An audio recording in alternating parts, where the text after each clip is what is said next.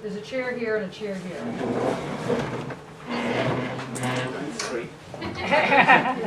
And there's several chairs back there, invisible ones. Are we, and there's one here, but no one wants to hear. Okay.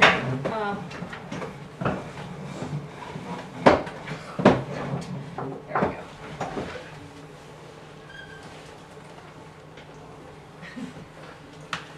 Okay. There's 3 chairs and a table you can sit on.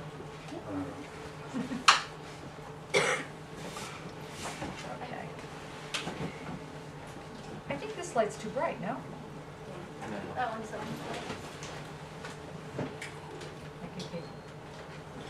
Okay. Are you okay? Can you see okay? Can you take notes okay? Proper. Okay, we have some visitors, some aliens from undergraduate life. All right. They're respectfully, sort of. And I thought we also had other undergraduates that were showing up.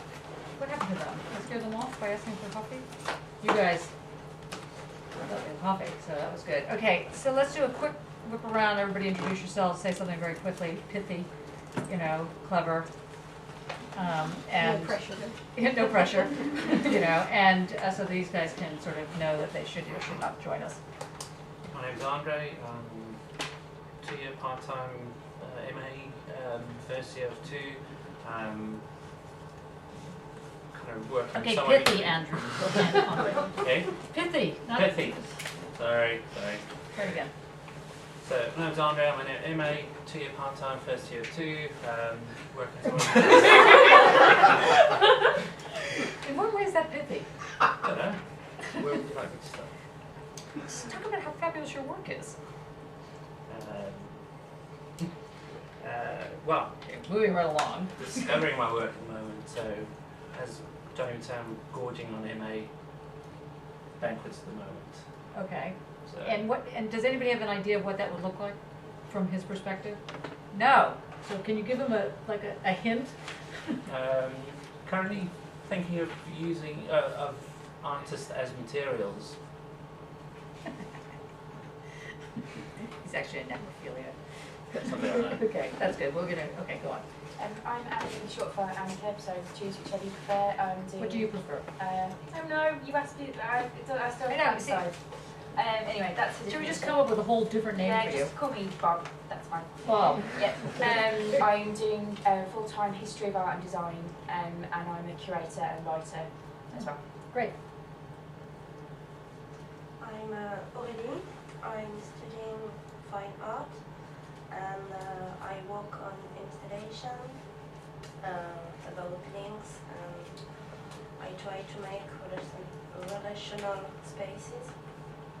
Okay, from that you would never know that her work is actually like Annette Messager's work, Yeah. or Louise Bourgeois' work, or these kind of really stretchy things that wrap around buildings, right? So in the future, not that I'm criticizing, but in the future it's really important to try and say it so that people get a picture in their head of what you're doing, and they don't like fall asleep, okay, in the middle. And not that you're boring, because you're not. You're very interesting people, but very important to like. No pressure for the rest of you. Okay. I'm Tamsin. I'm in the first year of the 2-year part-time fine art. I'm going to be looking at water, submersion, and oblivion, and Death. Excellent. That's nice. See? You get a sense. You get a sense. That's good. Is the water cold or hot? mixture and some ice. Ooh. And stuff trapped in ice. Wow. Do you know, what's her name? Philippa something. I can't remember last name. She's a Canadian artist. Does stuff on Philippa something. Right. She shows a lot at, brain. This is what happens when you do your jobs. At, what's that woman's gallery in London? I can't think of her name either. Anyway, she does a lot of stuff with snow and bodies, walking in snow and bodies, and building and blowing up houses on rivers, as you do. Okay. Hey, I'm Natalia, and I don't actually have Wait, to there's tell chairs, them there's anything chairs. about myself because they know me very well. No, that just can't get out of that one. No. That's right, it does work.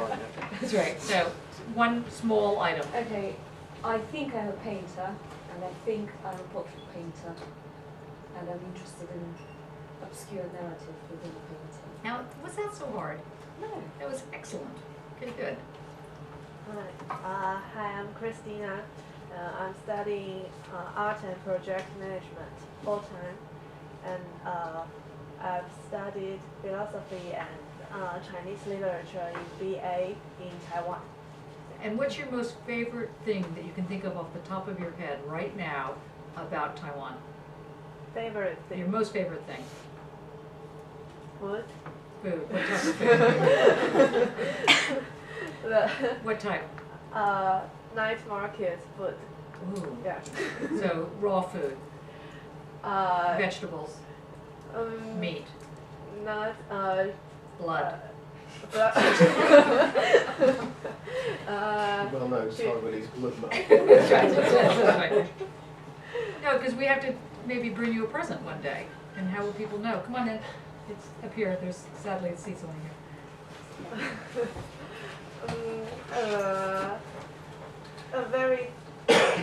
A lot of market food, so I Okay, that didn't narrow it down very much, but what about a cake? Do you like cake?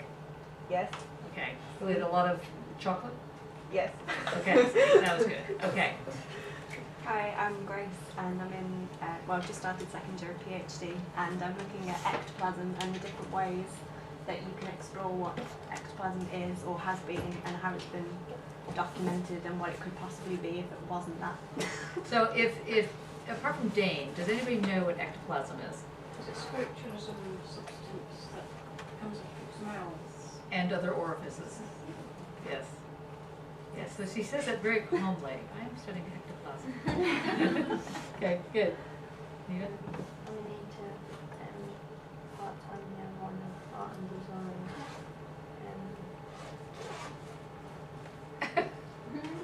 That's it. That's it, huh? Yeah. Okay, well, I won't bug you on that. You're tired a little bit, but we'll get to have some coffee later. Good? They're Okay. doing coffee. I know you said that before. Yeah. Diet Coke, yes. I'm Yasmin. I'm doing an MA in Fine Art and I'm interested in translating material data, so like drawing data, scientific methods, to something that is managed within space and utilised in space. Good. Okay. I'm Millie, I'm doing fine art. Kind of do like sculpture, I really like relation between like sculpture, like object and image, and I basically like build sculptures that are like on the brink of like breaking and falling, and yeah. Good. That's it. Leslie, MA Fine Art full-time sculpture, studying, like University Challenge, studying form, language of form, plus sculpture, also sculpture as object. Okay, good. Hi. Yep. I'm Chi and MA Fine Art. Yeah, you can sit up here, sadly. Or on the table. Ready, Chi, just a second. Sorry, Chi, I said your name wrong before. I said Ki. So it's Chi. It's alright. So, recently I'm interested in abstract videos. Good. Okay. Claire, I'm studying art and design part-time too. I'm interested in the body's relationship to materials and capturing transience and moment of time within object form, sculptural works. Great. Good. Okay. Hi, I'm Sophie. I'm doing media arts philosophy practice full-time. I'm a multimedia artist and I use film, layering, textiles, light. I'm interested in capturing the body in movement, light traces and changing bodies. And I use digital and analog and phones. Great. Hi, I'm Bruno. And this is the first time you sat on the couch. Yeah. Well done. I'm always on that side. I know, I'm very impressed. I'm doing MA Fine Art. My subject of work is architecture, but in a sense of without function or without meaning. Right, so don't Kind go of to you to build construction. a house. Okay, that's right, that would be really bad. I have a structural phobia. No, that's interesting. So who are your favorite people that you study? Like, do you look like Rem Koolhaus's work, or do you like? Architect or? Yeah, architect. Do you like Liebeskind or? I don't have one. It's my favorite. Yeah. Okay. Probably my ex-boss also. Your ex-boss. Yeah. Okay. The The well-known architect for ex-boss. you used to work. Okay. Okay. Good. Yeah. My name's Andrew. I've returned here after a 15-year break, having done the first year of an MA. All Okay, that time so ago. don't read into that. You know, it's okay. It's not gonna be that. No, it was me, not them. And so I've just come back to write a dissertation, and what I'm writing about is an iconographical thing. I'm writing about obelisks. Ah, good. I've put together an iconography of obelisks. That's interesting. I'm Paul. I'm doing a BA level 6. I do 2 and 3D explorations, looking at sort of the boundaries of culture and using material as a sort of metaphor. Great. Good. I'm Moen. I'm studying art and project management, and I'm interested about the government, cultural policies, what government has done in culture area. Great. I'm Simon. I'm BA Fine Art Level 6, and I'm working with sound. I'm trying to work out exactly what that means. You come to the right place. I know someone who could really help you in a way. I'm Sarah. I'm also BA Level 6. I work as mostly multimedia artist, but also I sort of focus on film. But it's about sort of the everyday lived experience, emotional states, that kind of thing. Great. Hi, I'm Mark, media arts philosophy practice, MA, suffering terrible writer's block right now, so I can't write anything, but then that makes me go and do music. I thought I was a robot last week, so I started making kind of 80s synth pop, sort of synth pop stuff. It's just terrible writer's block, so any idea just sounds terrible, and so what was I trying to do? I don't know, it's supposed to be short, snappy, there you go. Okay. Yeah, I think I'm a robot, 80s synth pop. Okay, fine. Good. Good. That's good. Hi, I'm Sarah. I'm MA Fine Art full time, and today I was sitting in the concourse naked in a cardboard box. Fantastic! Yay! Did anybody see you? They did. We peeked in. Wow, that's great. And what did you think when you did this? At the time, it went actually very quickly. How long were you sitting I was there? there for an hour. Wow. And I thought that it would drag, but in fact, when I looked at my watch, I realised you already only got 10 minutes to go. So I Wow. was really amazed. And you just sit there? I sat there, yes. Did you wear your watch, or was that part of your nakedness? No, I had a watch with me. I had a watch with me. Ah, so that was the outfit. Okay, that's great. I'm Wendy, part-time, 2-year MA, first year, doing sort of like what you're doing really, everyday experiences through objects. So I collect. Do you remember her name? Sarah. She would have remembered. I use clear materials, resins, glass, put things in them, build them around them to try and, so when you look at them, it's a shared experience, trying to capture the visual, I suppose, and something that's solid but transparent. Great. Hello, my name is Natalia. I'm starting PhD in fashion design, and I'm interested in unseen body in contemporary fashion, which is I'm looking at the range of when the body is perceived as a human body and when this is a pile of something. So it's quite a. We had a very interesting thing last week. What do you call it? Seminar with the two people that are not here, Wendy and Sarah. with these kind of body, unseen body type things. Did you talk to him? Or did you see it? I found very the reading which we did recently quite connected. Oh yeah, definitely. Yeah, good. Last but not least. I'm Dan, I'm a PhD student. I'm interested in duality, undecidabilities, real-time systems with regards to digital art, and wild wanderings in software spaces. Well, that's very good. That's very good. When did that occur to you? That last bit? Just now? A few days ago. Okay, excellent. Well done. Okay, let's play ball. Okay, so everybody's here. We got some newcomers, so just be nice. I would just want to say that I want to dedicate this tonight, even though you probably hate this, to Lou Reed. He was a real hero of mine. It's sad. Anyway, and he definitely was one of the people that got me on my path. So I just wanted to say that. Okay, we're going to go into Hegel. Sorry, Lou. Okay, how many people have actually opened the book and taken a dive into it? Okay, some of you. Okay, it's a tough read. I'm going to give you a little background, and then we're going to go like 2 steps forward, 1 step back, 2 steps forward, this kind of thing, and this way we'll make progress. This is a position that Lenin put forward, but anyway, 2 steps forward, 1 step back. And there's Lenin. Come in. And there Lenin goes. Do you know who that was? Francois. Oh, right, okay. Right. Okay, here's what is sort of a general thing. There are really 2 major types of methods that underwrite your ways of thinking about the world at the moment.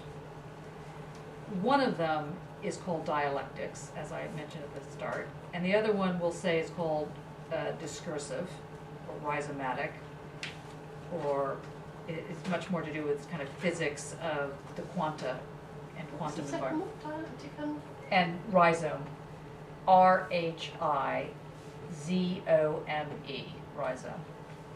Now, that's just a marker, that term, because it really, the way I'm going to talk about it, particularly next semester, is not at all the way it's meant. So, be that as it may. Another way of putting this is that there's a method of thinking that basically takes time, like takes the notion of time and the temporal as its kind of way in, and then there's the type that it takes dimension and energy as its way in. That's a slightly different way of putting this. So the one that takes dimensions and energy and curved time and things that are very odd is not what we're doing here at the moment. We're going to do that next semester. It's enough that you can learn this one, even in the weeks that you have.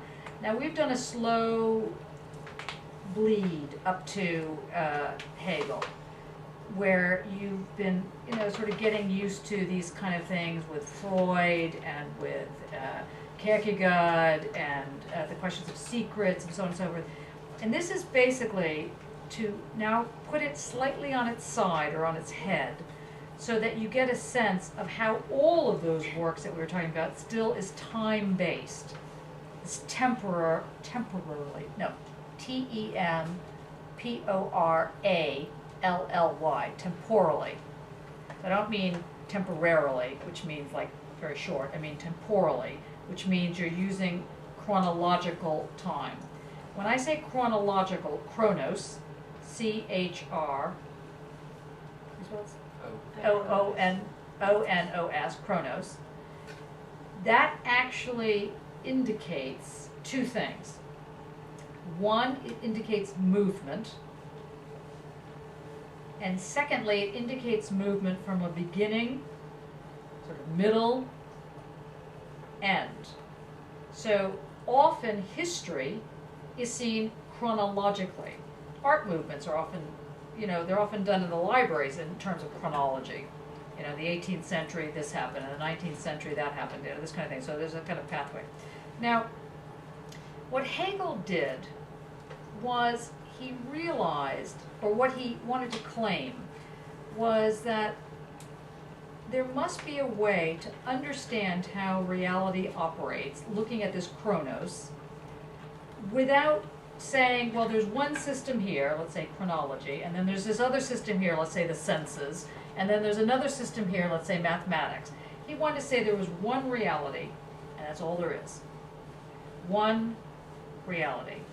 And reality for Hegel, and it's a very powerful argument, and all of the philosophers, theorists, you name it, people that think about the world and act in it, artists, so on and so forth, all of them have Hegel in their system.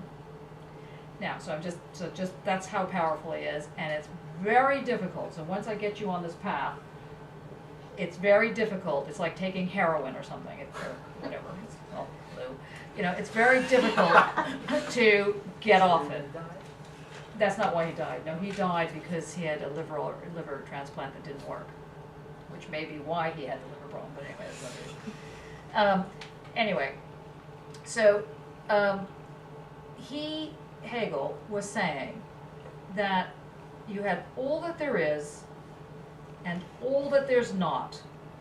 So everything you can think of and everything you can't think of, taken together, makes reality. So all you can think about plus all you can't think about, all you've never thought about, all you could dream about, all you don't even know that you want to dream about, all that there could be but hasn't happened yet, all that there was and no longer is, plus everything there is, taken together equals reality. And he wanted to say that there was one system for understanding that. And that system is called speculative idealism. S-P-E-C-U-L-A-T-I-V-E.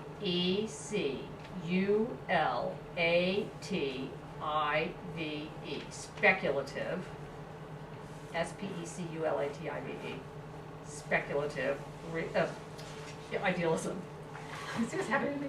Anyway, now, what was speculative about this was the idea that all that has been, and all that could be, and all that might be, doesn't really exist, but sort of does, but not really. So it does, it doesn't. Nowadays, we have the same issue going on with people talking about virtual reality. You know, something happens, like a computer shows up, and people go, oh, okay, we don't know how to talk about this thing that you can do in 3D, or this thing you can do in with holograms, or augmented reality. So we're going to call it, well, now we might call it augmented reality, but in the olden days, like in the 80s and 90s and noughts, they called it virtual reality. So anybody that's using the term virtual reality, you know that they haven't got to pass a certain stage in understanding computers. Okay, so you can just go, nice, move on.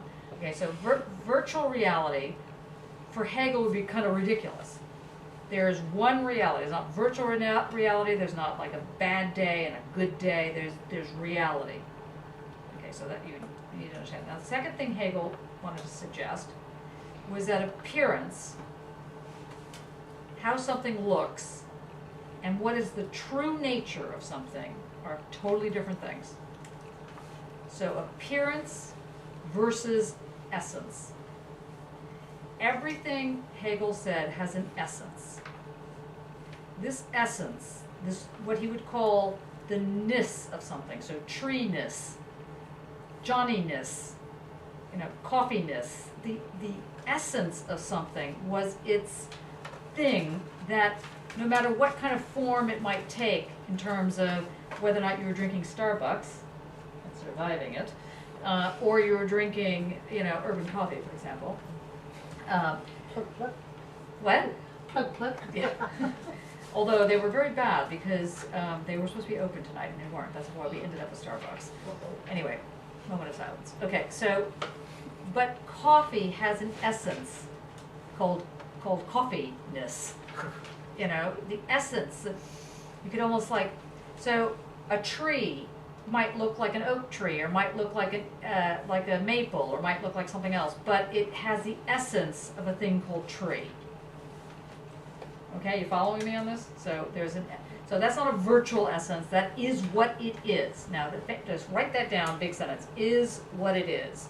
Is what it is. Okay, it just is what it is. A rose is a rose is a rose. It is what it is. So no matter if a rose shows up looking like a rose, or a rose shows up looking like a shirt, if it's got roseness to it, it's a rose. So the appearance and the essence don't necessarily match. Now, there's lots of little statements that we've had in culture that say things like, can't tell a book by its cover, right? You've heard that before, right? First of all, if you are ever going to write something and it comes out as a book, I can assure you that the cover matters, okay? just so you know, semi-thing. I mean, let's look at the difference between this book, okay? Now, whoever designed this book should be shot, okay? Whoever designed this book knows what they're doing. Now, I can tell you, my first book, which was on Gramsci was an Italian communist who was arrested by Mussolini and was paraded in the streets. He had a hunchback, he had spina bifida, so he was very famous in Italy. And when he was arrested, it turned out he was only like 4'9", and people were shocked because they kept saying, "But you're a giant among giants, and you're so little." And not only that, you're a hunchback. I mean, it was like everybody was like so upset. But the essence of Gramsci didn't really matter that he was like this little creature. And when Gramsci was arrested, he wrote secretly these notes in prison, and he wrapped them up and he stuck them in the brickwork. And Pierre Schraffa, who was an economist from Cambridge, used to come and visit him and take the little papers out. So that's how we got. Anyway, when they did my book on Gramsci, the cover is a stenograph's pad. A stenographer, like a secretary, because he wrote notebooks. I was like, are you kidding me? Like, really? That's what you put on the cover of an intense philosophy book? Someone's stenography paper? That's not even what Gramsci used. Anyway, so it does matter. I never want to show anybody that book. You've never seen this book. You know why? It's hideous. Okay, so while it is true that you cannot tell a book by its cover, Hegel, you cannot tell a thing by its appearance, it is secretly true that we all strive to make it look nice. Okay, that's just an aside. Now, you still following me here? So we haven't gotten to the hard part yet. So this essence, this thing that becomes treeness, is very weird. Because the essence of something, the essence is itself based on, write this down, nothing. It's based on nothingness. Okay, the ness of nothing. It's based on nothing. Its first point of departure is nothing. What could also be called negation, but they're not quite the same thing, so try not to mix it up. As undergraduate people, you are allowed to mix it up, but you're not. Okay, so nothing and negation are not the same thing, but for the purposes of describing this right now, just try and stay with the flow. So nothing is the primary part of the essence of something, of the true essence. What is the essence of art? Artness. Can't really describe it. You kind of know when you see it, but not really. It's this thing that's based on nothing. Well, what does he mean by that? Because it does sound a little bit crazy. And what he meant by this is that I go back to the word speculative that I told you about. Now, this word speculative also means, a different way of putting this, is that knowledge, or put it slightly even more different, the concept informs everything you do. So the concept, or in fact knowledge, becomes the backbone, kind of like the telos thing. it becomes the start of where you're going, but it's also where you are actually aiming for. So the concept gets you on your way, and the concept also, like the telos, remember telos? What are the 3 properties of telos? Name 1. Ground. 2. Aim or process, good. 3. Goal, excellent, well done. And then the goal comes back around and gives meaning to your movement, right? So an acorn develops to a tree. Oak tree comes back around and gives meaning to the acorn, right? Remember all this? Okay. Okay, now that movement is continuous or chronological. So the chronos says, I'm going on my way, do, do, do, do, do, do, do, do. Tree gives me meaning. So you see already how chronos has a kind of movement within the movement. But it's not really within the movement. It's not like you keep digging down and you keep finding movement within movement within movement. It's that while you're going in this direction, there's this other thing that's going in this direction that gets you going in that direction. Understand that sentence? So while you're heading off to become your oak tree, it's the meaning of oak tree that is secretly guiding you to go in that direction. So chronological always implies, or linear or logical in this chronos sense, always implies this movement that has this kind of thing going on. So there's always 2 movements going on in the movement. You understand that? Just nod sagely. Okay, good. Now, what Hegel says here, which is important, is that this movement of the telos, when we were talking about it before, remember I was saying that if you were an acorn, that was great because you could unfold to be an oak tree. If you were a slave, less good because you'd unfold to become a slave. And so you'd not be able to break out without someone saying, who do you think you are? You're thinking above your station. Anybody ever tell you that before? If so, you were caught in a telos. The telos of most small town communities, okay, that think that you can't go above your station, whatever that station is. Personally, I think everybody should think of themselves as being, the king or queen of England or whatever. Well, okay, unattractive, but, power-wise, because why shouldn't you think above your station? Why should you think about any other station except the most highest state? I remember somebody, this is in the Marxist, doing cell group days, the underground days, someone telling me that they thought I was very bourgeois. And I was like, oh, I'm not. I am much higher than that. It's like, sorry, can't you tell? Okay, it's true, I'm wearing rags, but if I didn't have to. My only problem with money is that I don't have it. Otherwise I'm totally into it. Now, okay, so Hegel basically says that's not really how you account for change, this telos thing.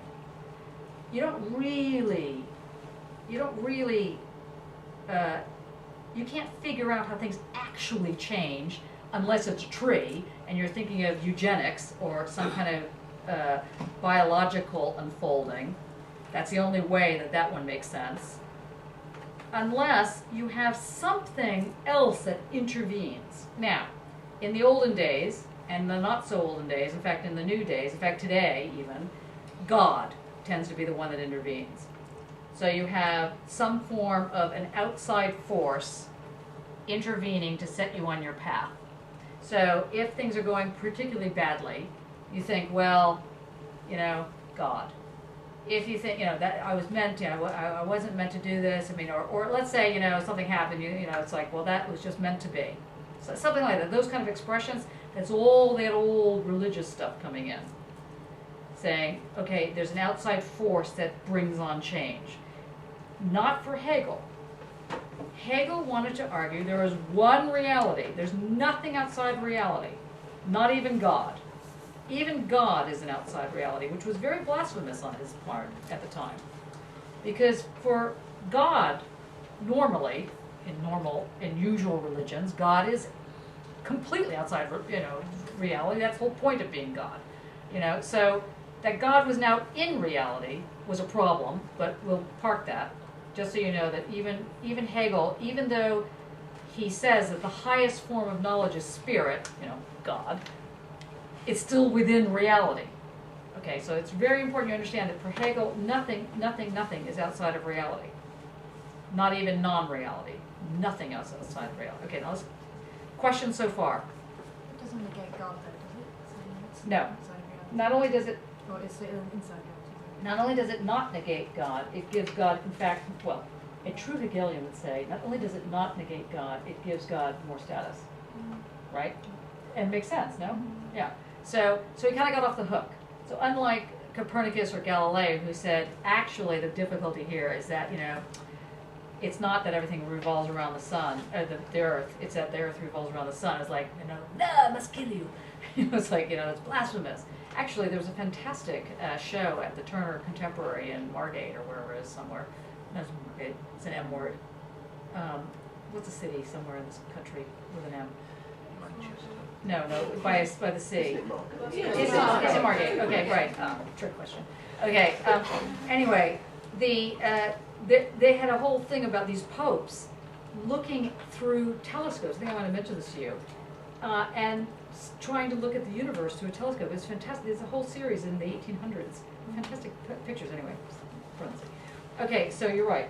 So it puts God in a much stronger footing, as it were. Okay. Or anyway, it doesn't weaken God. Okay, so for Hegel, the task was to how is human action involved with change, and at the same time not disrespectful to God. That's pretty much part of it. Now they all had God issues as well. I mean, Kierkegaard, as you know, was the whole thing was dealing with, you know, faith. But as we hopefully have seen, that the faith is not specifically or only to do with a religious faith. It's about how faith is a very specific kind of relationship you have to something that you need to have a secret with. And it's a very specific kind of secret. I'm not going to go rehearse that. That was, if you still have a question at the end of this little bit, we'll go through it again. Okay, now. Okay. So let's just back up so you hear what I'm saying. You have a telos, but the telos is going to be involving in a much more complex way, or a much more rich way, let's say, this forward movement and this backward movement without getting, quote, outside of reality.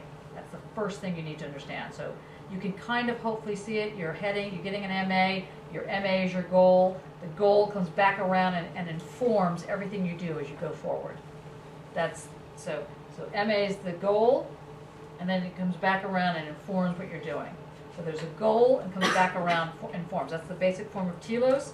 But what Hegel is doing is he's taking this notion of telos and saying, let's think about how this going forward and then moving backward, multiplicity, is still within reality. Got that? So he's thinking two things at the same time in two different directions. Forward and back at the same time. Got that? So it's like that. Right? So he's seeing it like that. Got it? So he's saying that this movement that he's got here, this movement, rather than going, because that's not how it works. He's saying actually what happens is that exactly the same time you're experiencing like this. So in fact, it's within this thing called reality. And the reality thing is the universe. And the universe is called the universal. Uni, one, versal, whole thing. Universal. Nobody talks like that. Universal, multiversal. No, so it's the universal. Okay, so the universal means the whole picture. All that there is and all that there's not taken together. So please don't ever come, at least into this room, and think that when you're talking about theory or philosophy or a concept or an idea, that it's abstract. That is not abstraction. Abstraction is when you come up with a model for something and it's not the whole picture. The concept names a universal. The abstract names only a segment of the universal. So, for example, if I'm saying we're going toward the goal, that notion of going toward a goal is an abstraction because I haven't given you the whole picture. The whole picture is also going backward from the goal, taking it all together and having the whole thing. Right? Millie, you're making a face. I'm just keeping up. It's alright. No, is it okay? No, face is alright. No, I'm just thinking about like universal, and it's like the kind of the second time it's just different way of using the word. And which way is the first way? When we talked, I think it was like personal, not personal, individual and universal. Right. And is it completely different? No, it's not that different. In a way, you could say the personal is kind of like one's opinion. Yeah. Which is irrelevant. Okay, I said that very respectfully. Okay, the universal isn't like meaning public. The universal means that it holds true no matter where it is. So it's universal as opposed to an opinion. Does that make sense? Yeah, yeah. Okay, so if you say something like the particular and the universal, the particular isn't an opinion, but it's kind of a smaller dot feature of this bigger thing called the universal. That's not very well explained, but it's too complicated to go here. So I think I was, yeah. No, you did well. Any other questions? Hanson? Is God the universal then to Hegel? Yes. But there's many universals. God's just one of them. I mean, God is not the uber universal. That's what you're actually asking. Like the sort of The biggest. season around everything. You could read him that way. But if you're a left-wing Hegelian, you're not going to read him that way. You're going to read it exactly the opposite. And if you're a right-wing Hegelian, you probably won't read it that way either. It's kind of if you're a middle ground Hegelian, you might read it that way. I know it's sad. Hold on to that just for a second. Let me explain now the hard part. Okay, that was the kind of easy part. Well, that was not the easy part, but that was kind of the thing. Now I told you at the start this essence and appearance problem. And the essence, I said, was based in nothing. Now I'm going to explain to you what that means so you can hear it. Okay, and I'm going to explain it by explaining this thing called here. Okay, so I am here. If I walk over to there,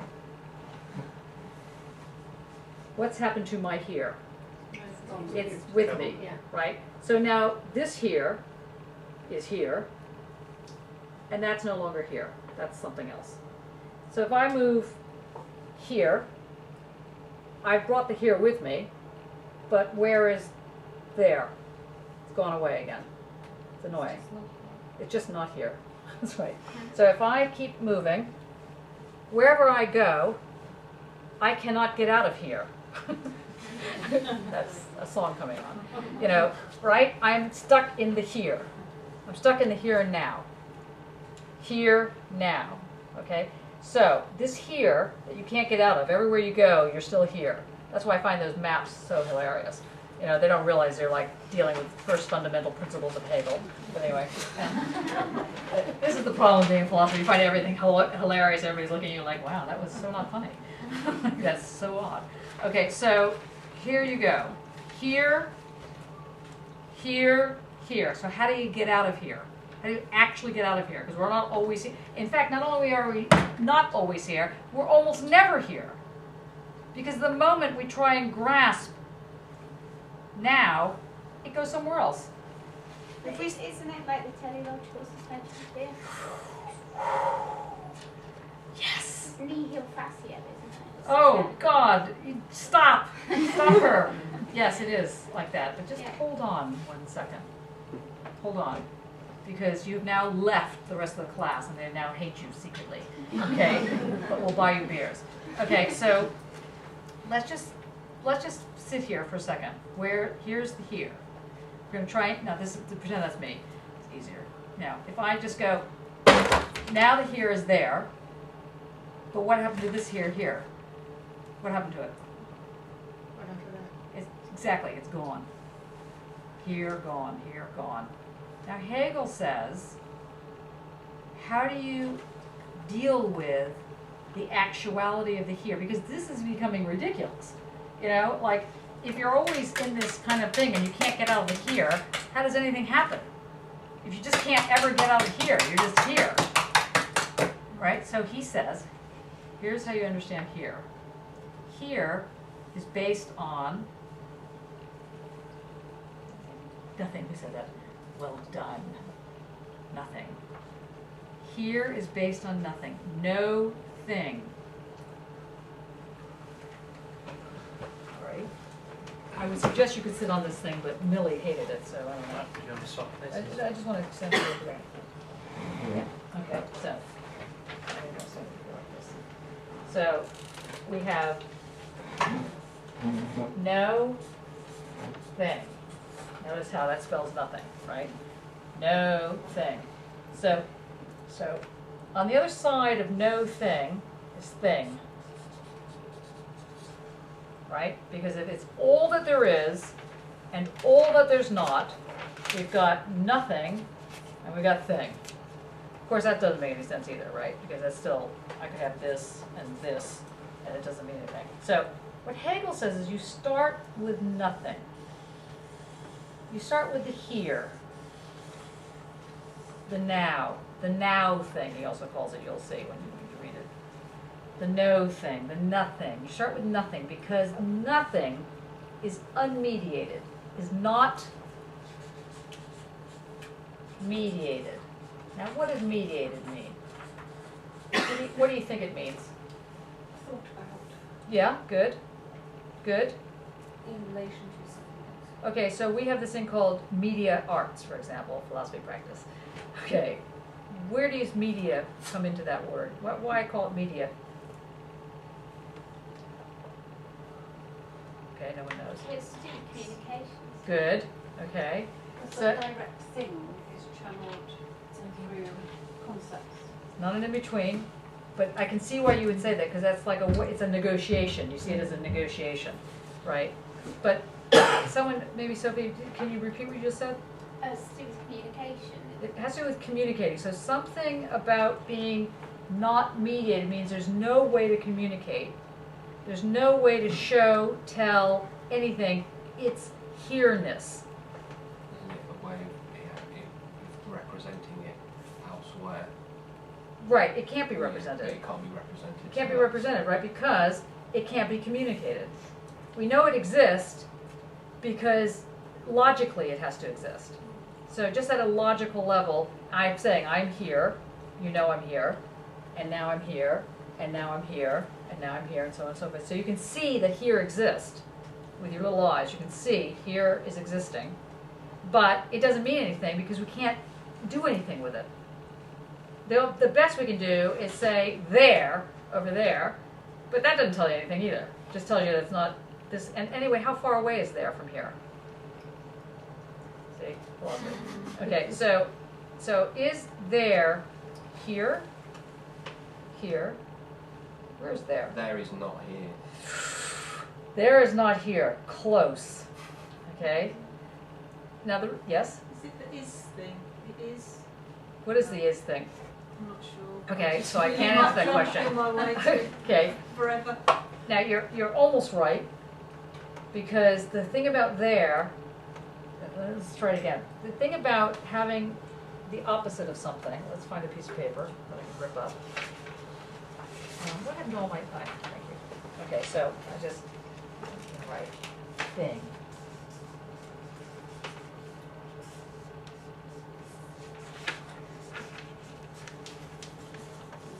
Adam's family. Thing, okay? Thing is on this side. You can also call it here. No, we don't want to call it here. We want to call it there. No, we don't want to call it there. We just want to call it thing. Okay. Now, on the other side of thing is nothing, no thing, no thing, thing, no thing, thing. So I can like crunch it up, and no thing and thing follow each other. I can pull it out. It's not like the back is running to catch up with that, or the front is running to do. You see, they're stuck together. Doesn't matter what happens, they're always stuck. Same thing with the here-there problem. See, the there, that's way over there, is not going to be part of this here, is it? So it can't, so in that case, not here is this side. Now you might want to make the argument that there is some sort of synthetic unity, because we know that there is simply not here, but it's not just simply not here, because if it was just simply not here, it would be on the other side of here. Yeah. And that's where there would be. Yeah, it's kind of still part of here as well. I know, Yeah. very irritating. Okay. Mark and I are communicating secretly. We have signs, hand signals and so on. Okay, now, so not mediated is the no thing, is the nothing. It's the thing that is the basis of identity, or by which I mean the basis of meaning, basis of naming, basis of having a way to talk about something. But you can't talk about it because it's nothing, just a here. So Hegel says, what you have to do, you have to realize that on the other side of nothing is thing, right? But again, this doesn't make any sense except in relationship to each other. So they're both abstractions. At the moment, this is an abstraction, and this is an abstraction. They're both abstractions. Now this is a weirder abstraction than nothing one, because you can see I'm here. And therefore, with your own bare eyes, or whatever it would be, with your own eyes, you can see that I am here. And therefore, you can see an abstraction. See, here I am. Hello. You know, I'm here. I'm here as your abstraction. Okay? Now, but I'm not fully here, because I'm trying to show you that if I were just going to talk about the here-ness of here, it wouldn't make any sense. Because all we would get to is this one little bit of the nothing.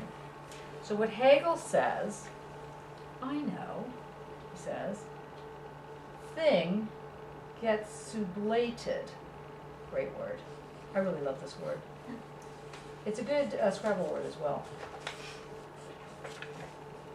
It may not be a good Scrabble word, actually. I don't really play Scrabble, so I don't know how many points this will give. But usually people don't think about this word. So that's the one-up thing. But sublated. S-U-B-L-A-T-E-D. So when you see it in Hegel, you'll know what this is. Sublated. What does it mean, Dane? It means that the thing is taken into the body of the nothing. Okay, yes. It's worked through into the... Comes in. Right? So it somehow comes in. We don't know how yet. Somehow comes into the nothing, and they kind of do some sort of weird dance, and they synthesize, and the synthesis is what is produced. It's called synthesis. And that synthesis comes back around and gives the ground to the whole mess. Platform. So you have nothing. You start with nothing. You start with the here. You start with the now. You start with the present. But you can't make any sense of it because you can't get out of it. Like I couldn't get out of here. It just followed me around wherever I went. Or it didn't even follow me. It was me. I couldn't get beyond it. So, but we do get beyond it. In fact, we get so beyond it that we're never even in it, actually. Hence the big movement, hello Lou, where everyone was, drop out, be here now and all the rest of the stuff. Okay, so you go and you see that the thing can be sublated into the nothing, A, or B, the nothing can be sublated into the thing. Depends. Of course, you have to find out what it depends on. But anyway, one gets sublated into the other, or the other gets sublated into this one, and they create a synthesis. The synthesis comes back around, forms the ground, and the ground then gives meaning to these two otherwise previously understood as abstractions. And the whole thing now becomes the, let's say, the concept called here. And when the concept of here exists, as opposed to the nothing version, the abstract version, then you can get out of here. In fact, you can get so far out of here, you're not in here, because the original form of here, the nothing, which kicks the whole game off, gets immediately sublated. Now, before you, Can you just just repeat that tiny little bit? which one? Yeah, to do, was it just little? No, which one do you need to? Literally just like the last 2 seconds. And then, well, no, not literally, like, I'd say a minute worth of talking. Okay, Catherine, help me out. What did you Well, want you, me? you ended with the here is not, it's like the here was not Yeah, how you get abstract. out of it. The Oh, here right. was kind of- Was concrete. And So that's the other word. Concrete is also a great word. So, like the sidewalk, concrete means solid, it's full. Okay, so you have, I will explain this, but it'll take me more than a minute. Is that okay? Yeah, if everyone else gets it, I don't mind. No. We want Millie to get it. And now, sadly, Sorry. until you get it, we're not moving on. No, I'm just kidding. Okay, so let's start again. So you start with an abstraction, which could be a model in your head. It could be a sort of an idea. In this case, it's here. And in order to access,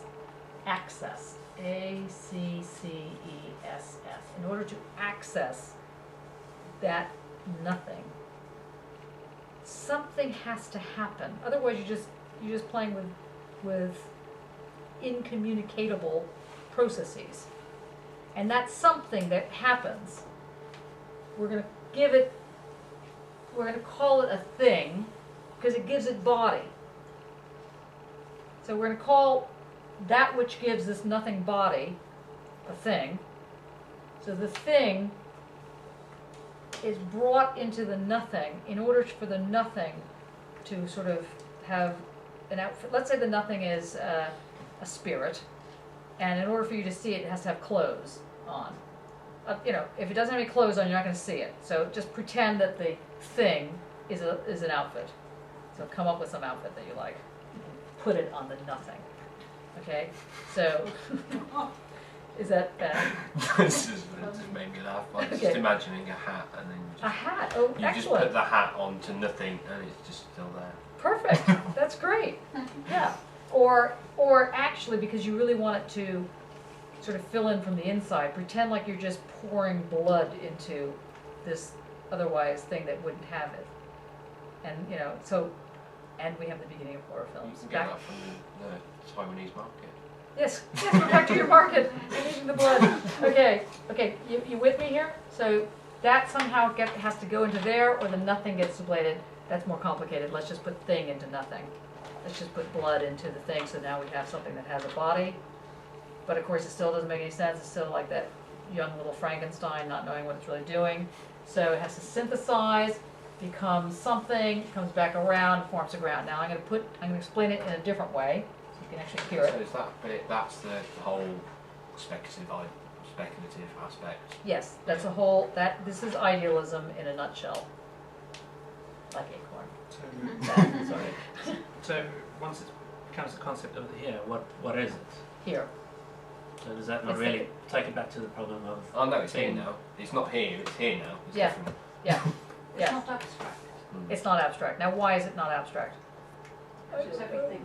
No, that's not why it's not abstract. It's because it's like a whole now, so the things become part of the nothing, so it's both.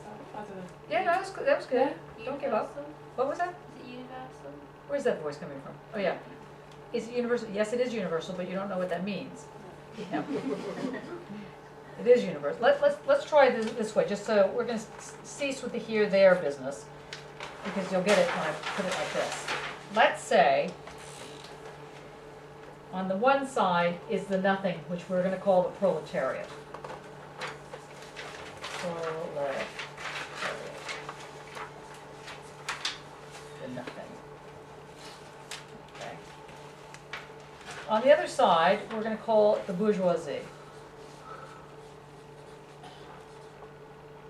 This is Marx's really shorthand version.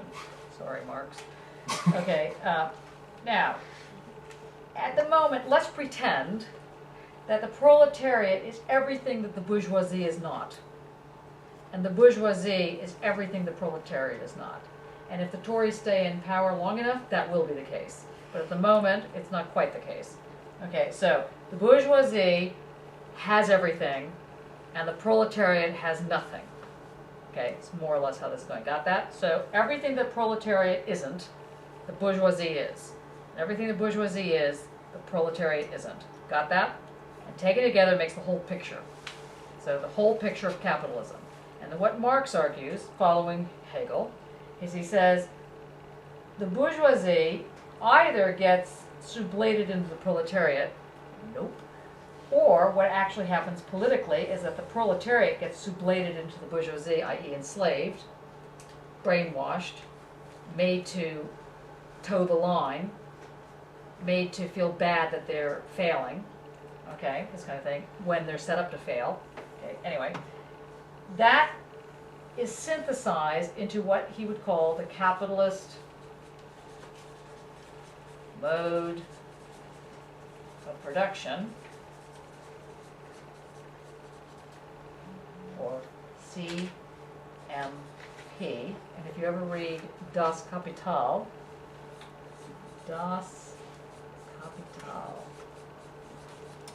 which used to be required reading when I was I don't actually get Das Kapital because I made the error and it wasn't in English, it's just called Capital. I was like, oh great, it's an open shop. I was like, oh, okay, that's so hilarious. You got the German. Yeah. Okay, that would be a problem. Okay, yes, capital. Sorry. Anyway, Das Kapital is that's hilarious. Okay, Das Kapital. So the capitalist mode of production. Now, what happens now that you know that that's what the synthesis is? What happens now? What's the next step in this move? So that comes around. Tasman, Tabson, dyslexic with your name. So the capitalist mode of production has now been it's been synthesized by the sublation of the proletariat into the bourgeoisie. That creates capitalist mode of production, which comes back around and gives meaning to those two sides. Got it? Much more easy to understand other than the here and there business, right? Okay? So if you don't realize how these guys are stuck together, it's just an abstraction. You could say bourgeoisie and, rabbits or something, right? There's no reason that they're stuck together. But once you realize that it has to be this way, that for every bourgeoisie moment that's going on, there's the not bourgeoisie moment, which is translated as the proletariat. Anyway, it's a longer discussion with Marx, but the short version is that the bourgeoisie, so Marx famously says that revolution happens by one group dropping out of the picture. Which group would that be? The proletariats, because they have nothing to lose. Who's going to drop out of how is capitalism going to fall? Well, you got two choices. You got the bourgeoisie leaving, or you got the proletariat leaving. Probably the bourgeoisie won't do this because they're getting a lot out of the system. So they're not going to leave. So the only way to leave, the only way to kill the system is to have the proletariat leave. Now, the small problem with this is that didn't quite work, but all right. You get the picture. You get the picture. It did work. It did work, yes, that's right. For a time.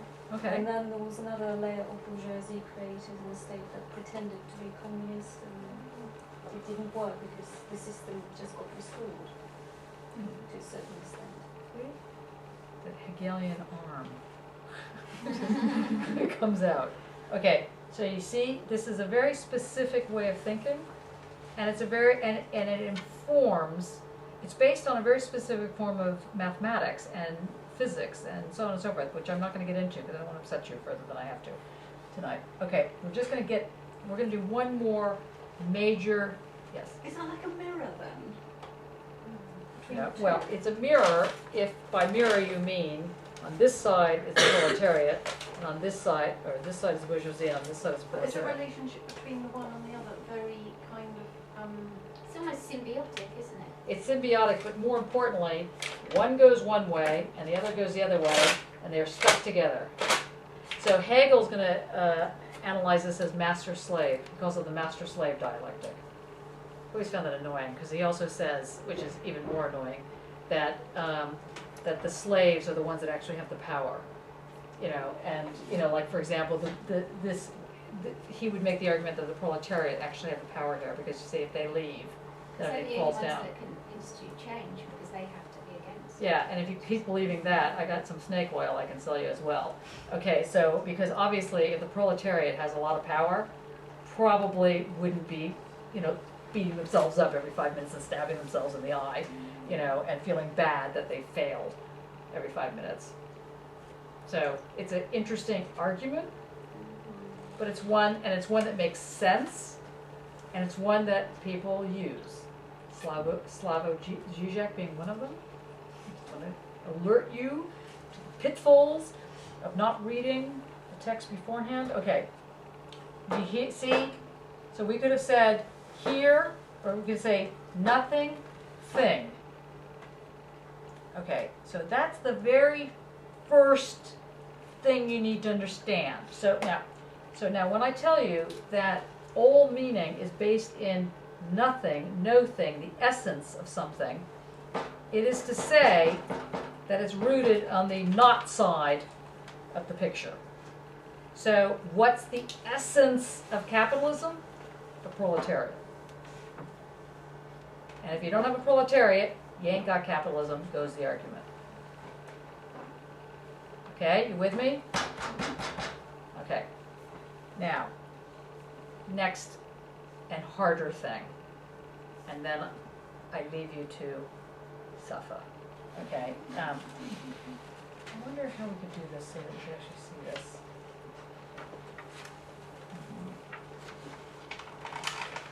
Okay, this is going to be complicated. Okay, let's try it like this.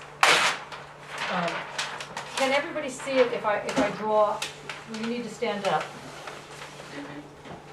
Will you be able to see? I think we have to do it this way. Okay. I'm going to draw it upside down. So I'm drawing it so you can see it this way. Okay. It's very warm in here, isn't it? Yeah. Do you want to open the door? Do you want this to work? Yeah. And then people that get nervous can run out as well. Okay, so we start with nothing. Right? That's the nothing. That's the no thing. Okay. Now, on the other side of nothing, something. So we're going to draw it like this just to make it complicated. So nothing is not understandable, says our friend Hegel, until you bring intuition to it. Until you bring intuition. So intuition, that is to say your opinion about something. Intuition. Intuition, I think I spelled that's a U. Intuition is the first way in which the nothing is approached, is mediated. So Hegel says that in order for you to actually get to nothing, the very first move is to have an inkling about something, have an intuition, have a sense, but a very tiny, tiny, tiny sense. Somebody today was telling me about their gut feeling, the way in which just get a sense. Sorry, that's right. Okay, so intuition is here, and it's the thing that begins to talk to nothing. Hello, I have an idea, maybe I could play with you, and nothing will have nothing to do with intuition. So intuition sublets it. Okay, into intuition. That creates a synthesis, which is called concept of intuition. And that concept we write with a big I. So you know it's big I intuition.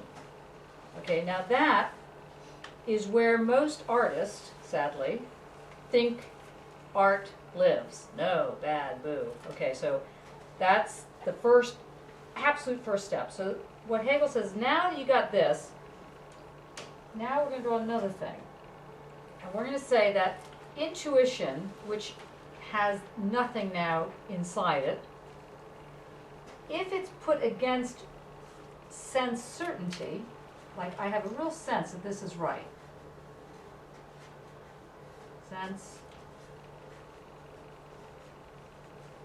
Certain. Is that one word or two? Two. Sense, certainty. 2 words. I have a good sense about this. A good sense about this is slightly more sophisticated than an intuition about something. By sophisticated, I mean there's a little bit more of something that's gone into thinking about a process. Sometimes this is where you get stuck. So, but this sense certainty is still an abstraction at this point next to this thing. And once you have a sense certainty against this little blob over here, big intuition, which is actually made up of nothing and intuition, these are now back being abstractions. And this bit now gets swallowed into sense certainty. And what does that create? Big sense. Yes! Big sense certainty. That is to say universal. So if you want to sound like you know what you're talking about on University Challenge or something, you don't want to say big sense certainty, right? You want to say universal. Okay.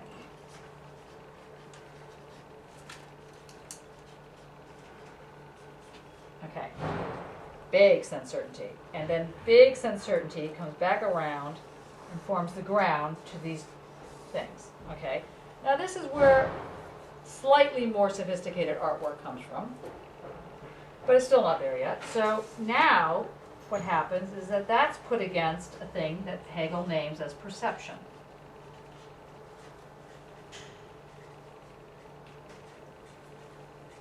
Okay. Now perception, so sense certainty is kind of like your opinion. So it's not like your intuition. It's a little bit more sophisticated. Whereas perception means that there's been a little bit more involved to thinking about it. I perceive something as true. You know, it's not got the same, it's got a little bit more gravitas than I've got a sense that something's true, right? Sorry, is the perception or the sense certainty anything like the Cartesian way of It's everything like that. accessing the But don't go there. sense? Okay. Just, yes. Alright. Okay. Okay, now, this perception, very hungry, sublates the whole thing into it. So now, so that when this blob called sense certainty, gets sublated into perception, hungry, hungry, hungry perception, it creates Universal. Universal. Who else would say anything? Universal what? The universal what? Perception. Universal perception, so capital P.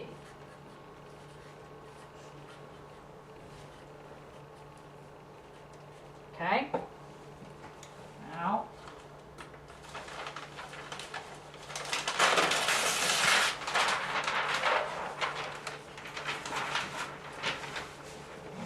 okay, so now we've got, oops. Okay, so now, once this takes in the whole animal, it sublates it all. Now this whole thing is called big perception or universal perception. Oops, how do you spell it? Okay, and against that is called understanding.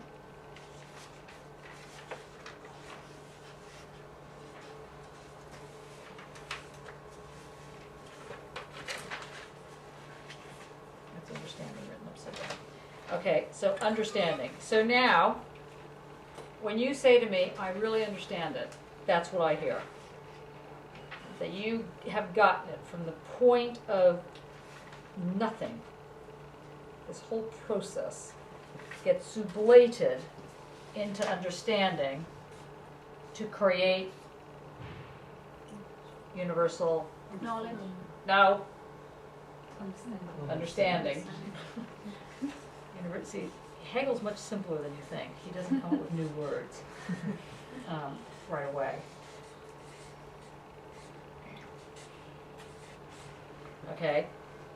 So now this synthesis, so that whole thing It's been sublated into understanding, and that creates big understanding, which is put against, now the word, knowledge.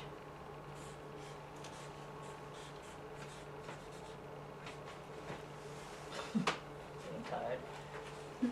Thank you. How do you spell knowledge? D-G-E. Okay, knowledge, right? And all of this gets sublated into knowledge, and this whole lump of stuff creates universal knowledge. Very good. Anyway, knowledge. And that comes back around and forms the whole picture. There's nothing higher than knowledge. But you gotta give it to the philosophers. There's nothing higher than being a philosopher. You know, look around, find yourself as the most important person. It's great. But anyway, so you see that knowledge in this case becomes the highest thing you can reach and also the ground for everything. It's the highest thing and it's also the ground. Highest thing, ground. God, ground. Knowledge, reason. So Reason. does that mean he's equating himself with God? No, he's well, probably, but no, he's equating reason with creation. So, if you're going to be creative, you need to understand where knowledge fits in, which is both the base and the highest form. And he basically says the problem with a lot of artists is they get stuck between sense certainty and perception. Some of them get as far as understanding, but not usually. This is a huge regard. It's only knowledge, and if an artist gets how knowledge operates, then they're very powerful.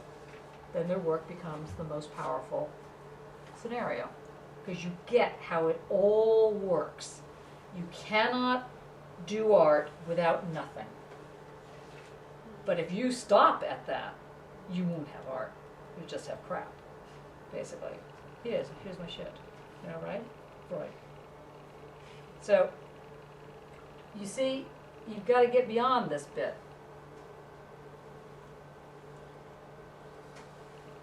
Okay, we're going to try it again.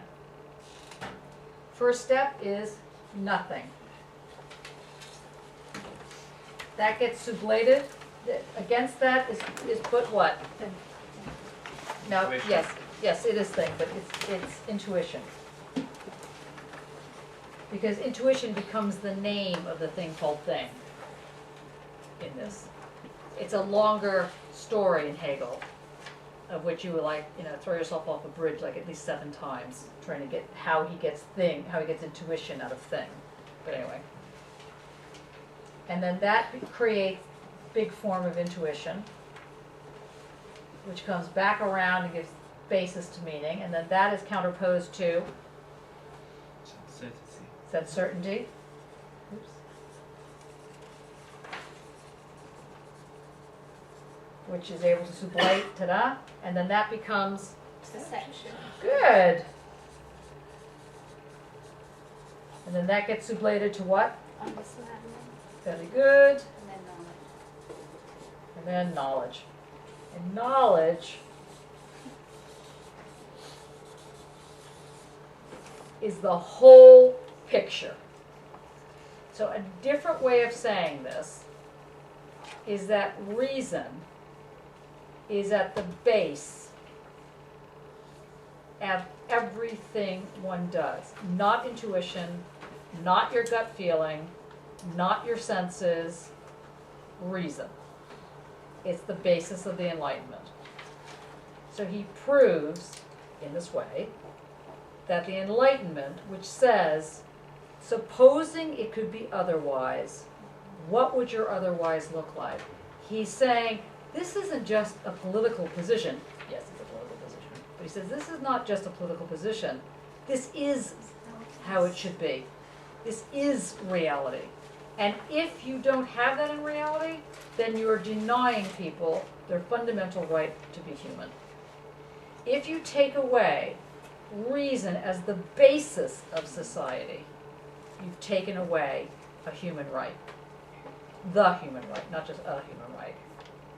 So while it was a clever argument, because it puts God at the center of this, while at the same time elevating reason. Kind of killed two birds with one stone.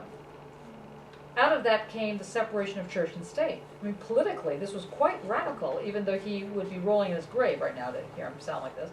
Because what Hegel actually argues later on, but you have to go read him quite a bit, is that the highest form of the state is bureaucracy. And God knows that's happening. Anyway, so do you see how interesting this is? How fabulous it is, how seductive it is. And nothing is better than a good form of seduction. Well, very few things. Okay, so you start with nothing. You end up with knowledge, but you have to remember that knowledge includes nothing. But it doesn't include nothing in the sense that it's the opposite of knowledge. It's the core to knowledge. The absence, the negation, the not knowing, the fear, it's the core. You don't have that, you got nothing. You don't have knowledge for a start. At best you have a model. At best you have some sort of stupid thing that someone's made you memorize. You don't have knowledge. Knowledge has this incredible, gooey, messy, unexplainable base. But, Wendy, yes? Right, okay, you're an artist, you haven't done philosophy, you don't know about nothing else, but you're a really bloody good artist, and everybody knows it because you just know when you see it. So, does it really matter? I'm bending my head backwards here, trying to go, nothing, something, perception, because it's like, why does it matter? Anybody have an answer to that question? Anybody? It matters because I think But Henry would say your work is not authentic if you don't have it, basically. I think you might go through all these processes without ever picking up a philosophy book. Yeah, right. That's what I'm saying is, you know, loads of good artists haven't done this stuff and don't know this stuff, but they obviously have it because they've become... Well, I mean, the same kind of thing. Okay, this is going to be a very bad analogy, and Mark will get mad at me right away, so just... But a lot of people make fantastic music, but they do not know how to really figure out how the algorithmic codes operate in, let's say, computing. You might know this, so go away. But if you want to play around with logic, I mean logic, the computing program logic, or this is annoying. Logical reason. Logic and reason, yeah. The two different music programs, one is called Logic and one is called Reason, which is hilarious. But anyway, and they fight with each other all the time. Anyway, you know, who's better, the Logic or the Reason? But Logic was Mac and Reason was PC, which is just about right, actually. You know, but anyway, I digress. But you don't really need to know how to use the actual software coding in order to use a computer. Back when I was a child, which wasn't that long ago, 3 years, 2 years ago, something like that. No, when we had to learn computer science, we had to actually learn BASIC. It was called BASIC, which was, you know, you had to learn how to computer program. It was so stupid. You know, now, someone like myself actually liked that, which was, you know, sad. But you had to do them on these cards, and if you were running to take an exam and you tripped, and the cards went like that, which definitely happened many, many times, you just lost like 7 years of work, you know, and you just like, and then you had to try and re-put it together. Now they realize you don't need to learn all that kind of stuff. Okay, if you want to become a designer using CAD and something else, you can learn the stuff. You don't need it. That doesn't mean that you don't need to know somewhere along the chain that if you push it this way, it ain't going to work. And if you push it that way, it's going to work. And one of the reasons it's working, you may not realize this, is because you've been able to incorporate nothing into it in a very specific way. And once you realize that, it ceases to become something that just hits you on the head as you're walking along going, oh, finally, I have a, voila, eureka, I finally feel like inspired. You can call it to yourself. When you realize that what it is that's making your work, that it's various forms of this nothing thing I'm talking about, but it's a very odd form of nothing because it's not this blank nothing. It's a nothing that is contoured, that can only be understood. You can only hear it yourself because of your own intuition. If that makes any sense. Is there nothing, I'm afraid it's really wrong, is there nothing a bit like a tremble? Yeah. Yes. Well done. Claire gets 7 points. Yes. Yes. And what you need to understand by saying that is that the nothing, okay, follow me on this, the nothing has something to it. It's just a nothing something. It's a nothing form of something. Well, it has to be. That's It really is nothing. Within Hegel anyway, it has to be some part of something. It can't be separate from it. There isn't anything outside of. There's nothing outside it. Of nothing or something or. Yeah. So as we were saying at the very beginning of the seminar, one of them, not this seminar, not this today's seminar, when you think about the universe, the edge of, not the universal, but the edge of the universe, and now they found all these other galaxies, which are fantastic, and then they found galaxies beyond those galaxies, and now they know that sometimes when you look at a star, it's dead, and actually what you're seeing is the light years life of it, but the star itself isn't there. It's fantastic. Anyway, there's nothing outside of that. That whatever is beyond, it just pushes the edge further. So there is no beyond outside of the beyond. There's just the edge. Well, the same thing with the dialectic. That universal just stretches and stretches as wide and as fat and as big as it has to be. Infinitely. Infinitely. It's just like the infinity symbol, isn't it? Yes. Yes. So you're all Hegelians. Oh. Okay. So there's nothing outside knowledge. There's nothing outside So knowledge. knowledge is a singularity. Not yet. Okay. Knowledge is nothing without nothing. Knowledge is nothing without nothing.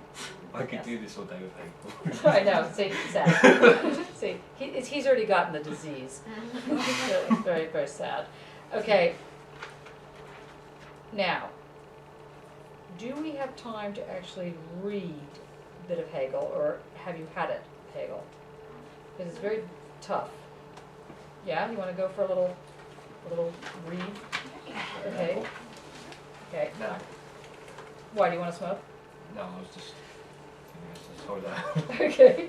Yes, you can go to the toilet. Sorry. Yes. What are you gonna do? Maybe Raise your it's hand. I just have my shades. That's right. Thanks. Thanks. I have my own. Fine. Okay. Now, can I borrow your moment here? Thank you. Can you look on with each other? Okay. You're just upstairs on my desk. What's happened? We're sharing a copy. No, I got. She kind of stole got my it. copy. Yeah.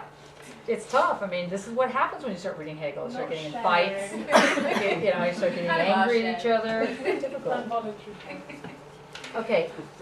We'll wait for Mark to come back. You didn't have it, no, so it's fine. Okay, I want to take you to the preface so that, okay. I'll say this because you'll need to hear it twice. Mark has probably already heard it once. So the preface is called On Scientific Cognition. And he emphasizes the word scientific. This became a very important word to argue, to talk about. It's a word that I have a slightly ambivalent relationship to, because science, I find, used in the wrong way, is so annoying and so full of barriers that I find it irritating. However, as someone who is a scientist, I also am quite attracted to it. And one of the reasons I'm attracted to it is because the word science does tend to mean, well, in Italian, it means, or in Latin, it means knowledge. That's what science actually means. Surprise! Notice knowledge.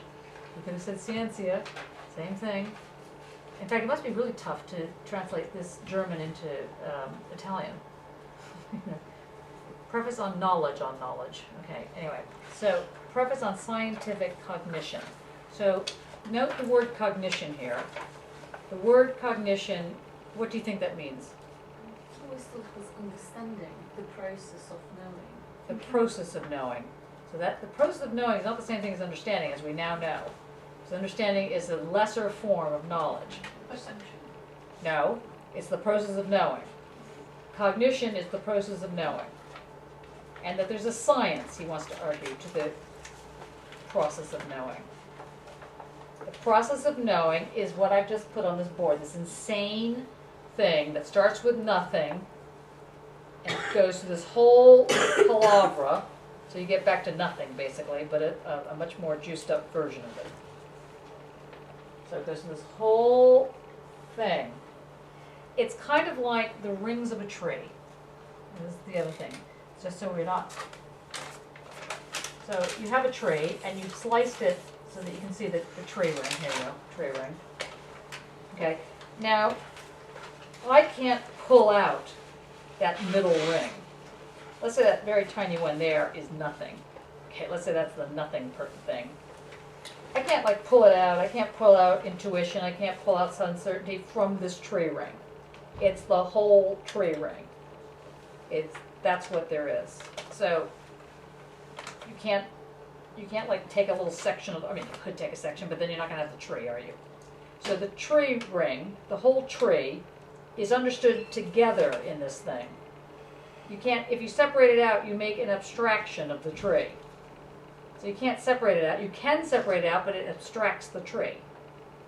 So that's why a lot of artists, or anybody for that matter, they don't really want to talk about their work in pieces, because it makes a mockery of it. It makes it not rich, not real. And so as a result, people think it's very difficult to talk about their artwork. Well, it is difficult to talk about their artwork, but that's because one keeps thinking that they're going to pull apart the tree. When in fact, you can talk about your work, you just can't talk about it by pulling it apart, or you will ruin it. Okay? Is that clear enough? In some clear as mud? Okay, so he says here, cognition is the process of knowing. We've just explained the process of knowing. The process of knowing is this dialectical sublation madness that goes on. And it goes on not in a line, it goes on without moving anywhere. Just going on. It's when you have the concept of knowledge that things start moving. Okay, so he says, which is one of my more favorite things. Let's see if I can find it. Sorry. Oh yeah, okay. Okay, this is, so on page 11, which is section 20, for those of you that don't have this edition. So section 20, page 11 of the preface. He basically is going to, now there's another thing I meant to point out, and then, when I kept saying this thing comes back around, remember I said back around millions of times? The other word for that word, back around, that phrase, back around, which you've heard a million zillion times, is becoming. Becoming. Becoming, that's the word, B-E-C-O-M-I-N-G, becoming. So this kind of movement is understood as becoming. Becoming what? Becoming ground. Going through this whole thing, becoming synthesis. Ground, becoming ground. So it includes sublation. Another word for becoming is imminence. I-M-M-A-N-E-N-C-E.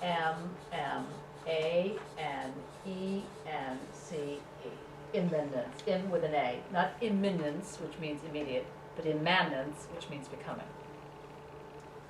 But of course, becoming doesn't mean I'm going to get there eventually. That's not what becoming means. Becoming means the process of being here. It's a changing state, isn't it? It's a changing state, but it's not a static version of a changing state. It's like a snapshot in a certain sense, but it's a weird snapshot because that makes it sound like you're holding it. it's the way in which movement is internal to reality or internal to the concept. Just write that down. It'll make sense in a minute. In a long minute.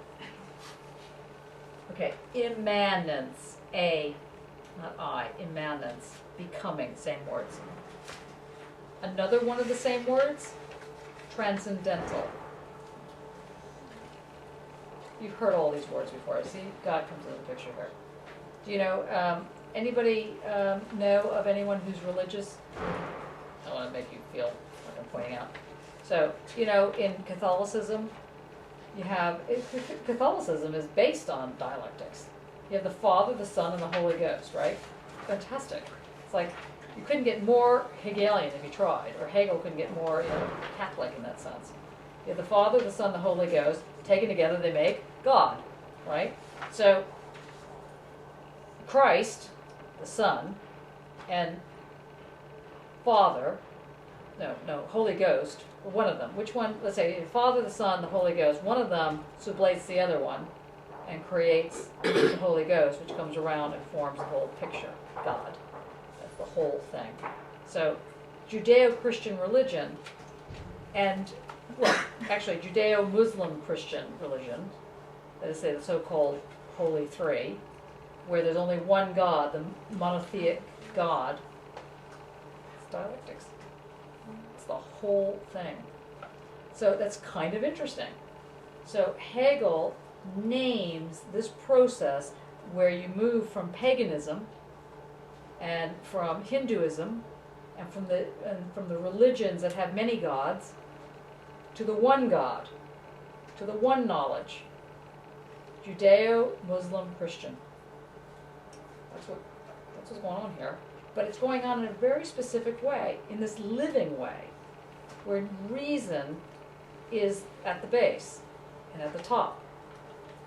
That's why a lot of the arguments against a lot of the fundamentalist things that are going on at the moment, whether or not it's with Muslim or Jewish or Christian environments, is so antithetical, is so much an attack on the actual religions, because one could argue, in fact most people have argued, that this whole thing, Sharia law or whatever it is, the so-called fundamentalisms do not put this movement, this kind of ability to change in the center of their religion, when in fact the center of Judeo-Christian Muslim religion is precisely this form of change.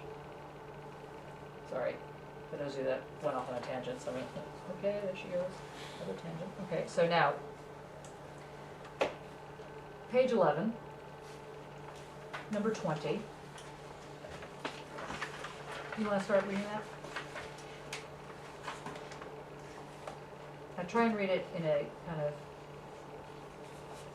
like you're accepting a Hollywood thing. Yeah, I can't imagine that. The true is the whole. Do you get that? The true is the whole. But the whole is nothing other than the essence consummating itself through its development. Okay, that one line is what we just spent the last 40 minutes on. Okay, so the whole of Hegel is like that. You'll be happy to know. Every line is about 40 minutes long. Okay, it's a totally different conception of time when you think about it. Go on. Can you just say it again? But the whole is nothing other than the essence consummating itself through its development. Go on. Of the absolute, it must be said that it is essentially a result. Okay, synthesis. That only in the end it is what it truly is. Got it. And that precisely in this consists its nature, namely to be actual, subject, the spontaneous becoming of itself. Does it make sense? No. Want to try it again? Of the absolute, it must be said that it is essentially a result, that only in the end it is what it truly is, and that precisely in this consists its nature, namely to be actual, subject, the spontaneous becoming of itself. Okay, start again, number 20, and just read the whole thing again. The true is the whole. True is the whole. So anything that isn't fully the whole ain't true, is not universal. Okay? But the whole is nothing other than the essence consummating itself through its development. So there's nothing. So sublation, sublation, sublation, sublation. In the morning when you make coffee, I want you to think about sublation. I'll explain that in a minute. Go on. Of the absolute, it must be said that it is essentially a result, that only in the end it is what it truly is, and that precisely in this consists its nature, namely to be actual, subject, the spontaneous becoming of itself. Okay, now don't go any further yet. I'm going to explain the coffee comment. Okay, so everybody likes espresso that drinks coffee. I know that there's some people that don't drink coffee here, but if you did drink coffee, espresso, and everyone knows how espresso is made, right? Okay, so you have, well, for those of you that don't have lots of money, you have it like this. You have this thing where you put the water in there, bottom, then you have the coffee grind thing there, and then you have the top. Try not to use an aluminum one because they know that aluminum is one of the causes of Alzheimer's. Sorry, Did you know I that? love the way you say aluminum. I was working.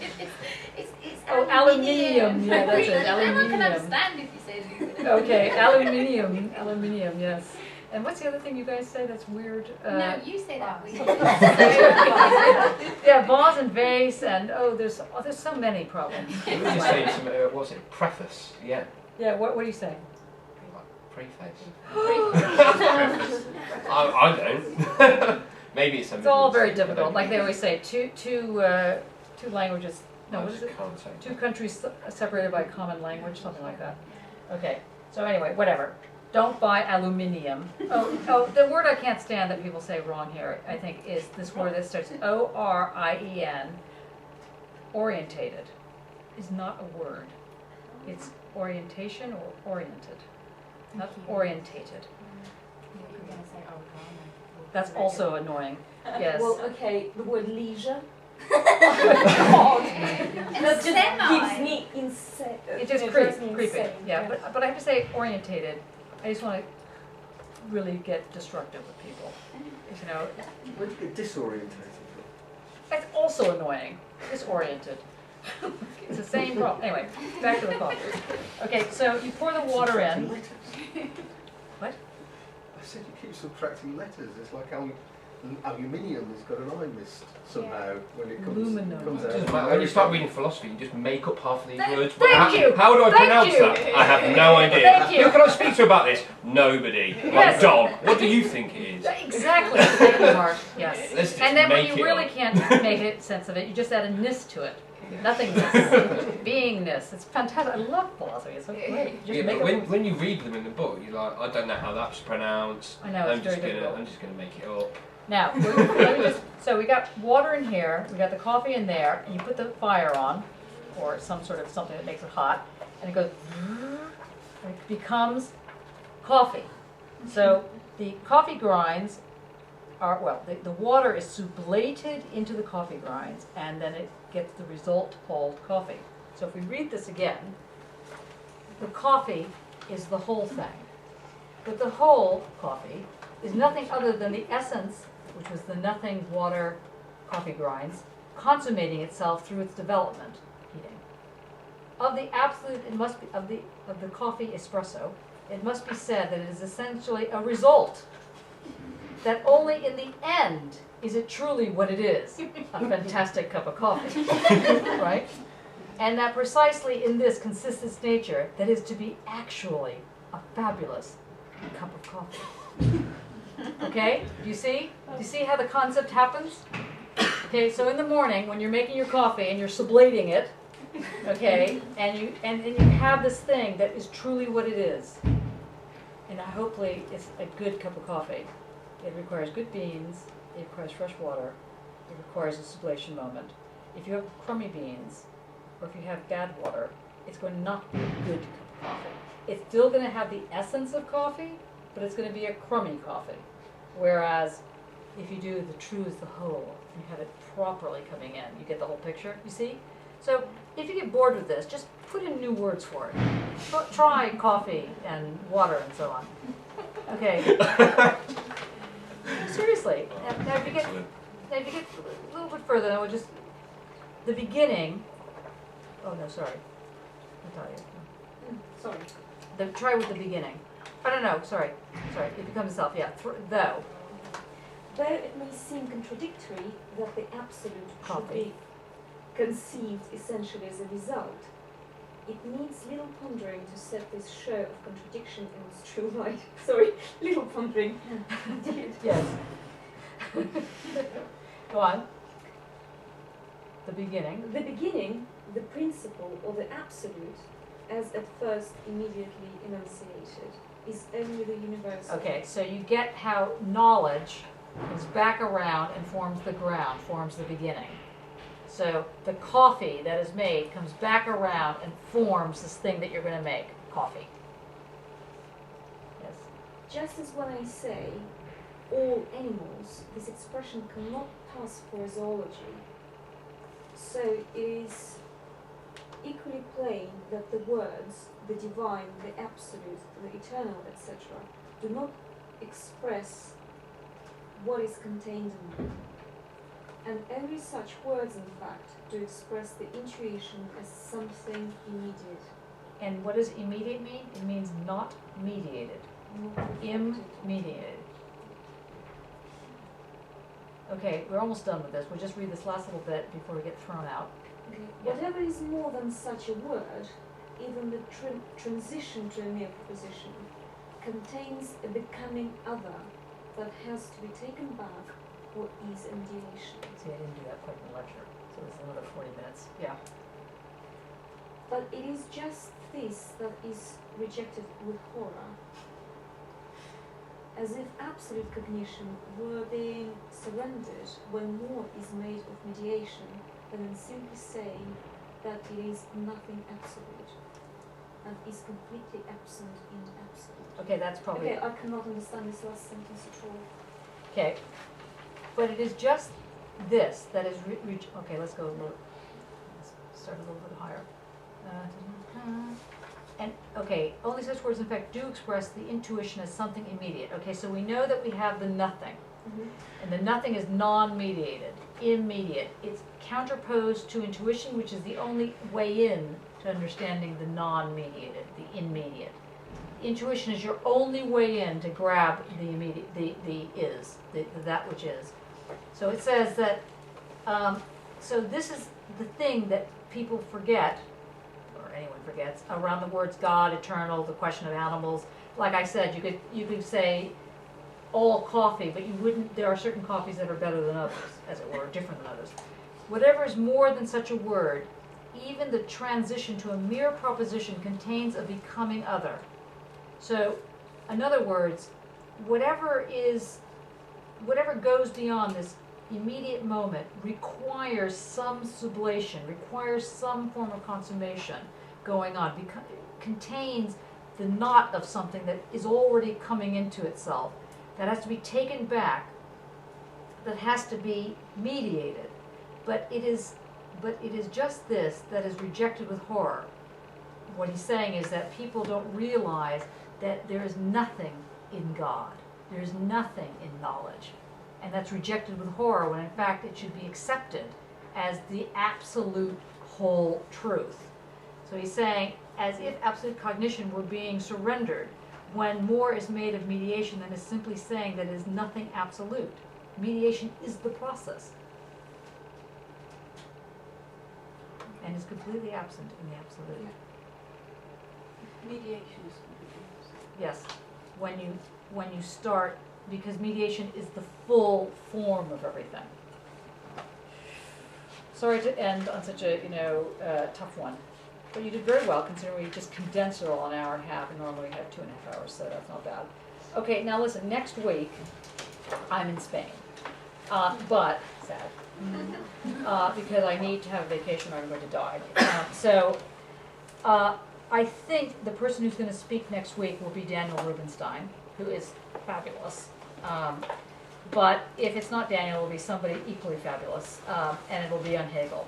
So it's, you know, worthwhile for you to be there, Is okay? it going to be as usual? Oh, yeah, yeah. And will it be same room, same place? Same room, same place, same time. Well, earlier. Is there a research practice? No, that was today. That was just today. I was wrong. Actually, I was right, but it turned out that I didn't realize that nobody else could make it on that day. Only I was the one that thought this was a good idea. So, that's fine. Okay, thanks. How'd you do? Yeah?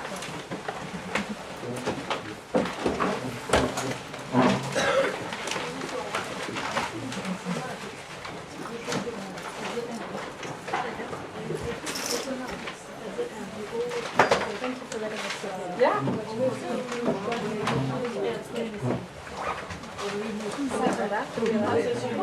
Yes, we're reading. That's right. Didn't you try that last year? I did, but they were not really. No, I won't. Yeah. This is my, when things get really hard, you can just take this and squeeze it. Oh, that's what you mean. That sounds good. I like that. Isn't that fantastic? But it's a style and it clocks that. Also good. I like stress factor. Yeah. It's a Halloween thing, isn't it? Within that Halloween. I don't know, yeah, maybe, yeah. I didn't realise I could Thank you.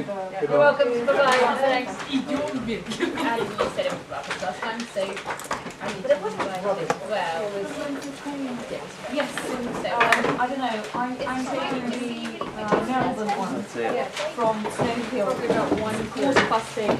Oh, yeah, my